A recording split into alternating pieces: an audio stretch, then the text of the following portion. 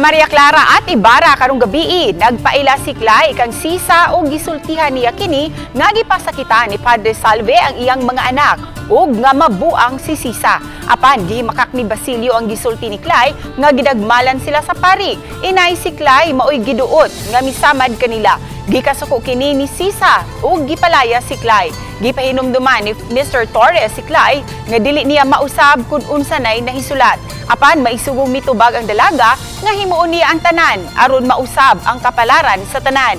Samtang gipasaliga ni Maria Clara si Ibarra nga wa na kini angay huna-hunaon kay na istorya na niya ang pari ug kalit nga mingit-ngit ang kalangitan.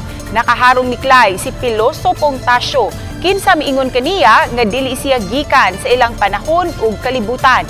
Milakaw si Clay ug nahibong siya sa mga tutok ni Piloso Pontasio. Mga kapuso, ayo si Piata ang nagkaanindot nga istorya sa Maria Clara at Ibarra matag gabi sa GMA Telebaban pagkahuman sa 24 oras.